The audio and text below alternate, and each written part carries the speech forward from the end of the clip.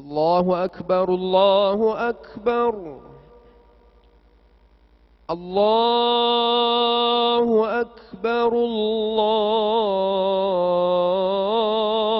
أكبر أشهد أن لا إله إلا الله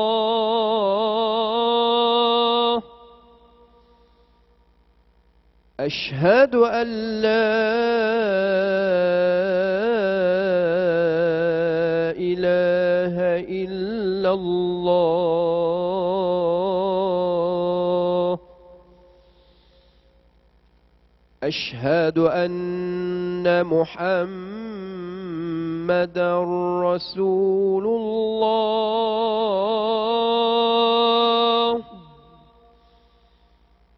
أشهد أن محمدًا رسول الله حي على الصلاة حي على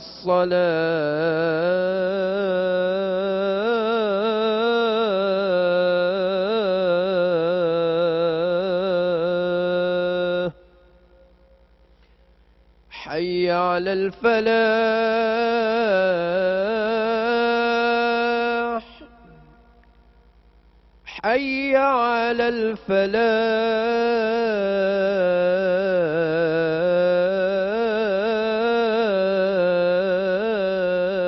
الفلاح الله أكبر الله أكبر لا إله إلا الله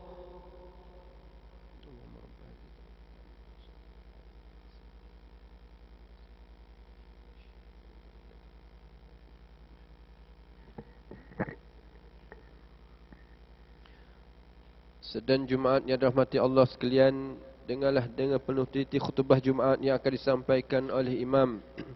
Dan janganlah bercakap-cakap ketika khutbah disampaikan, kerana ianya dilarang oleh Rasulullah sallallahu alaihi wasallam.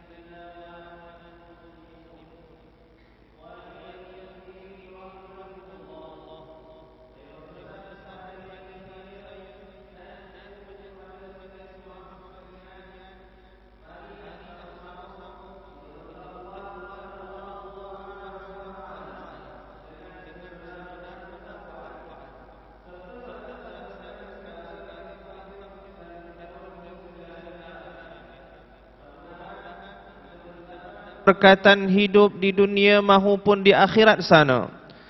Sempena hari enti dadah peringkat kebangsaan yang disambut pada bulan Februari setiap tahun. Mimbar Jumaat hari ini insya-Allah akan mengajak kita sama-sama menekuni khutbah yang bertajuk dadah mengancam kemakmuran negara. Muslimin sidang Jumaat yang diberkati Allah sekalian, marilah kita melihat satu isu yang sudah sekian lama menjejaskan kemakmuran dan kesejahteraan dalam masyarakat kita, yaitu berkaitan dengan penagihan dadah. Sebenarnya saudara-saudara, perlu kita jelaskan bahawa masalah penagihan dadah ini adalah satu keputusan hidup yang salah. Pada permulaannya, ia dianggap penyelesaian kepada masalah hidup atau satu cara mencari ketenangan hidup bagi individu-individu berkenaan. Namun lama-kelamaan, ia akhirnya telah bertukar menjadi racun dan perosak kepada diri dan kehidupan. Disebabkan ketagihan dadah yang kronik ini, kita lihat betapa ramai jiwa yang telah musnah, banyak kehidupan yang telah hancur, serta si penagih seolah-olah sudah tiada harapan untuk hidup sempurna. Oleh kerana itulah saudara, di dalam agama Islam, bagi menyelesaikan sesuatu masalah yang hadir di dalam kehidupan ataupun jika ingin mencari ketenangan dalam sesuatu kedukaan, maka hendaklah kita merujuk panduan yang telah ditetapkan agama agar tidak terpesong dari landasan kebenaran. Panduan yang ditetapkan tidak lain dan tidak bukan, yaitu berdasarkan Al-Quran dan As-Sunnah. Sabda Nabi sallallahu alaihi wasallam, "Taraktu fiikum amrayn lan tadillu ma tamassaktum bihima, kitab Allah wa sunnata nabiyyih." Maksudnya, aku tinggalkan kepada kamu dua perkara yang mana kamu tidak akan sesat selamanya jika kamu berpegang dengan kedua-duanya, yaitu Al-Quran dan sunnah nabinya. Muslimin sidang Jumaah yang dikasihi Allah sekalian, menurut ajaran agama kita, agama Islam, masalah yang dihadapi boleh diselesaikan dengan menggunakan dua cara, yaitu disebut istikharah dan istisyarah. Melalui istikharah, kita diminta untuk senantiasa berdoa, mengadu masalah kita kepada Allah Subhanahu wa taala, sama ada ketika sujud di dalam salat atau ketika di luar salat, pada waktu-waktu yang mustajab. Manakala melalui istisyarah, kita diminta untuk memohon pertolongan kepada orang yang berkelayakan, sama ada kaunselor, alim ulama atau motivator yang pakar bagi menyelesaikan masalah yang dihadapi. Berkata para salafus salih, "Man khaba man istakhar, wa ma nadima man istashar." Yang bermaksud tidak akan kecewa sesiapa yang beristikharah, yakni berdoa kepada Allah Subhanahu wa taala, dan tidak akan menyesal sesiapa yang beristisyarah, yakni yang merujuk orang yang berkelayakan.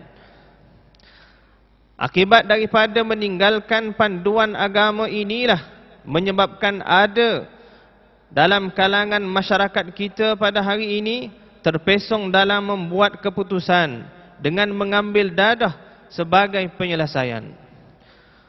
Saudara, kerajaan telah mengesahkan bahawa penagihan dadah masih lagi menjadi musuh nombor satu negara kita pada hari ini, dengan fakta bahawa bangsa Melayu merupakan yang paling ramai terlibat. Kenyataan ini berdasarkan maklumat penagih dadah antara tahun 2014 hingga 2019, di mana seramai 128,261 orang penagih telah dikesan bagi tempoh 6 tahun. Daripada jumlah tersebut, seramai 80% orang penagih adalah daripada kalangan bangsa Melayu. Ini suatu fakta yang sangat menyedihkan kita semua. Saudara muslimin yang dirahmati Allah sekalian, bagi menangani isu penagihan dadah ini di dalam kalangan masyarakat di negara kita pada hari ini, kerajaan telah menubuhkan satu agensi khusus yang dinamakan Agensi Anti Dadah Kebangsaan AADK bagi memikul tanggungjawab menyelesaikan permasalahan berkaitan dengan dadah. Sebagai agensi utama yang bertindak dalam membenteras penagihan dadah, AADK telah melancarkan satu kempen yang dinamakan Perang Dadah Habis-Habisan. Melalui kempen ini, pelbagai program diadakan, di antaranya seperti pengesanan penagih dadah, rawatan dan pemulihan serta pendidikan pencegahan.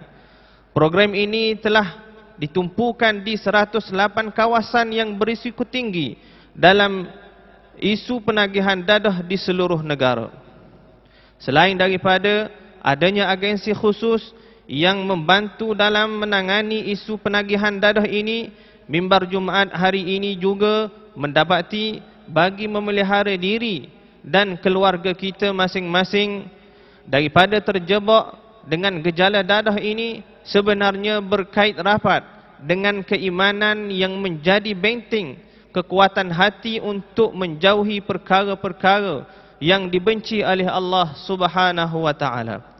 Allah Subhanahu wa taala berfirman di dalam surah Al-An'am ayat 82, "Alladzina amanu wa lam yalbisu imanahum bidzulmin ulaika lahumul amnu wa hum muhtadun." Yang bermaksud orang yang beriman dan tidak mencampurkan iman mereka dengan kezaliman, bagi mereka itulah keamanan dan merekalah yang mendapat petunjuk. Oleh yang demikian, suatu formula dapat kita rumuskan daripada ayat Al-Quran yang dibacakan sebentar tadi, iaitu bagi menghadirkan kemakmuran dan kesejahteraan yang sepenuhnya dalam masyarakat pada hari ini, ianya bermula dengan sejauh mana kejap dan mantap keimanan yang terbina di dalam hati setiap individu itu. Muslimin sidang Jumaah yang dimuliakan Allah sekalian, memandangkan iman manusia biasa itu boleh bertambah dan boleh berkurang, maka hendaklah kita berusaha menambah dan menyuburkan keimanan kita melalui amal saleh yang merangkumi ibadah umum dan ibadah khusus. Secara ringkasnya disenaraikan di sini beberapa tindakan kita bagi tujuan memelihara iman kita masing-masing sebagaimana yang digariskan berikut.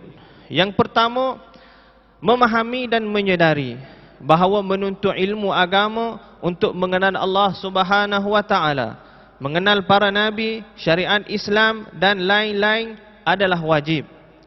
Yang kedua, cuba menghubungkan diri bersama-sama orang mukmin yang ikhlas agar kita senantiasa diingatkan kepada indahnya jalan ke syurga dan azabnya jalan ke neraka.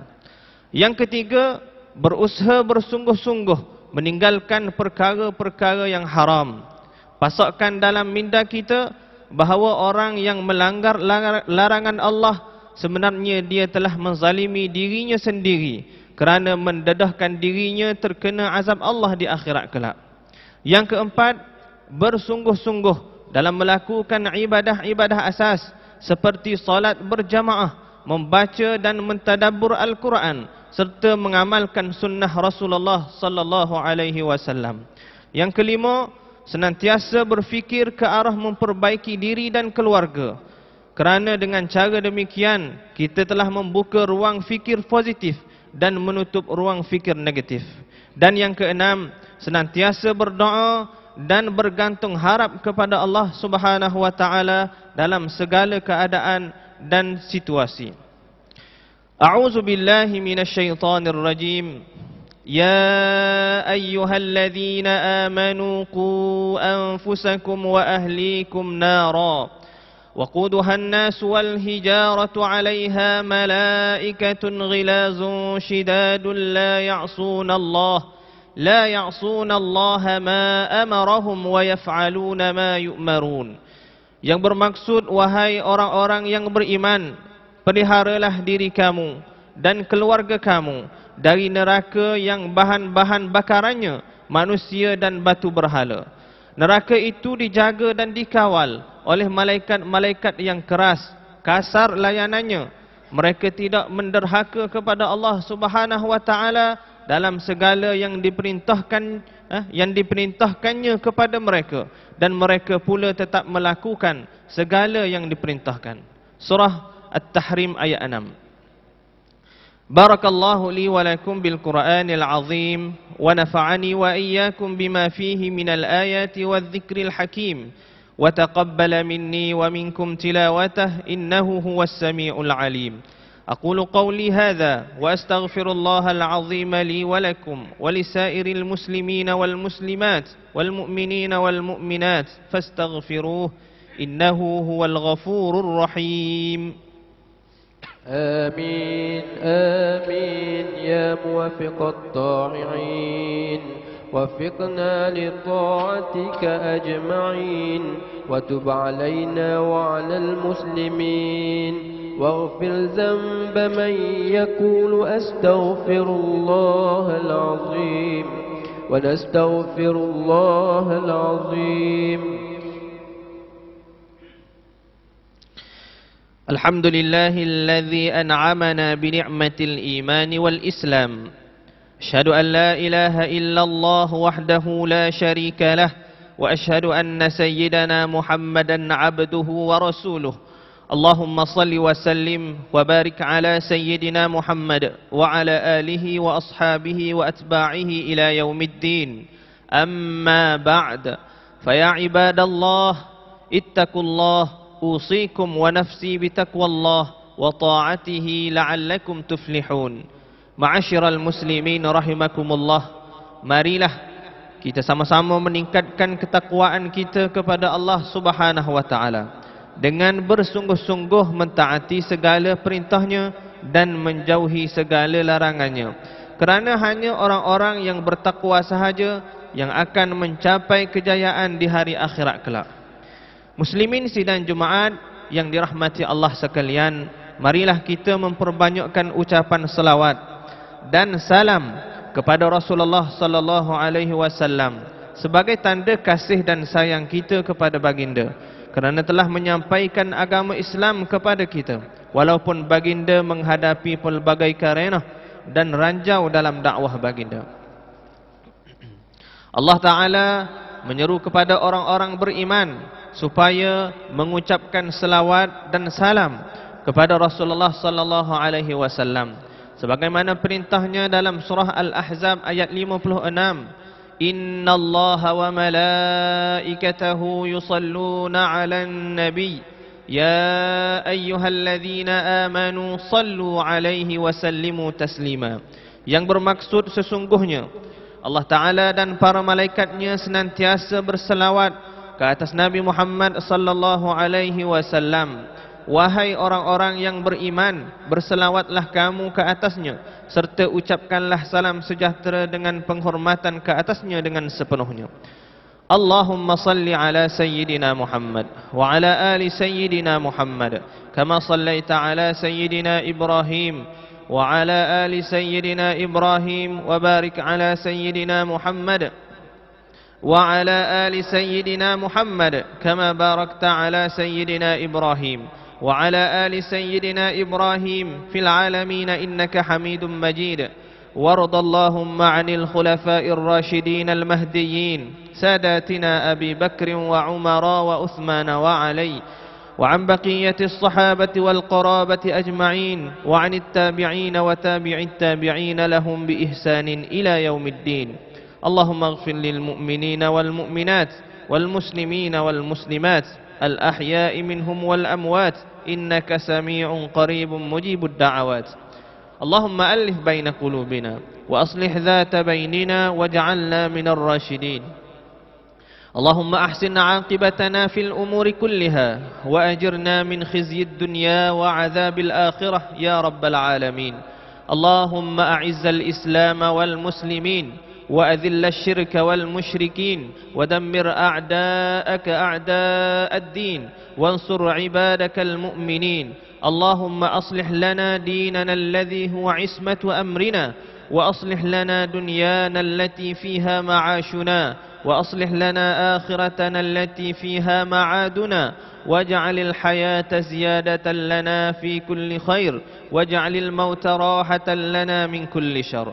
اللهم احفظ بدوام العون والهداية والتوفيق والصحة والسلامة منك يا كريم مولانا الواثق بالله السلطان ميزان زين العابدين ابن المرحوم السلطان محمود المكتفي بالله الشه، وأنزل الرحمة عليه وعلى سلطانه نور زاهرة سلطانه ترنغانو، واحفظ أولاده وأهله وذويه وأقاربه، واحفظ علماءه ووزراءه وقضاته وعماله ورعاياه من المسلمين والمسلمات والمؤمنين والمؤمنات في الدنيا والآخرة برحمتك يا أرحم الراحمين.